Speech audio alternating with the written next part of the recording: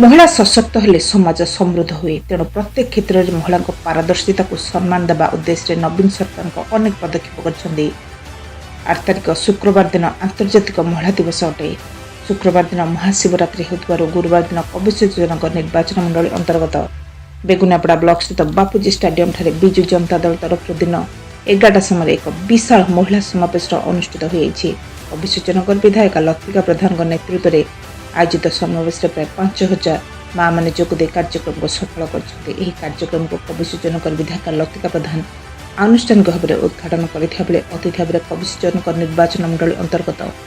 कविसूचनगर block NAC अध्यक्ष लक्ष्मी सेठी, पूर्वतन अध्यक्ष लक्ष्मीप्रिया साहू,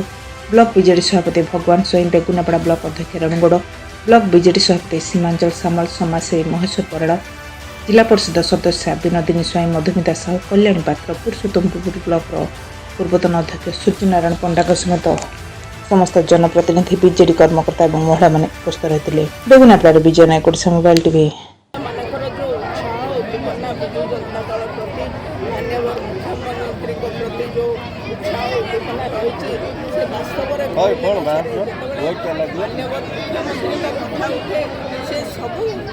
आग्रह प्रकाश करते से जोग देते कौन कीमत ना मानवर मुख्यमंत्री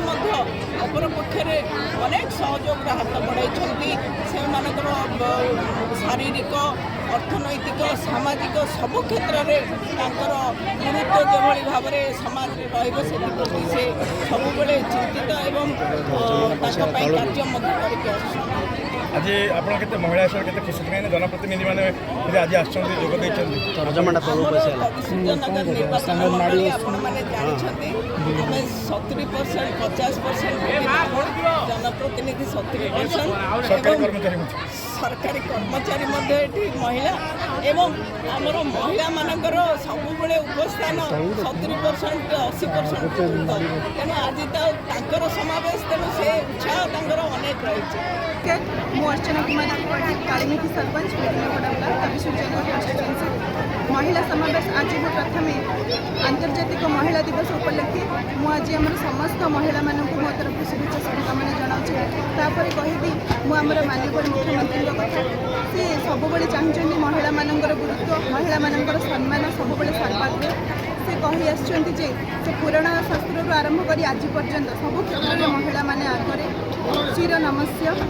तेणु मुझे महिला माने आज स्वावलंबी हो पारी सबु क्षेत्र में अर्थनैतिक राजनैतिक प्रत्येक क्षेत्र में आज अधिकार मिली निजक गोटे समाज रे गोटे वरिष्ठ व्यक्ति भाव आम आज निजक प्रतिपादन कर राजनैतिक क्षेत्र में हो प्रत्येक क्षेत्र में महिला माने कृतित्व देखते। तेणु मु समस्त तरफ कविसूर्यनगर निर्वाचन मंडली समस्त महिला मान तरफ मुझे माननीय मुख्यमंत्री नवीन पट्टनायक को बहुत बहुत धन्यवाद कृतज्ञता ज्ञापन करुँ।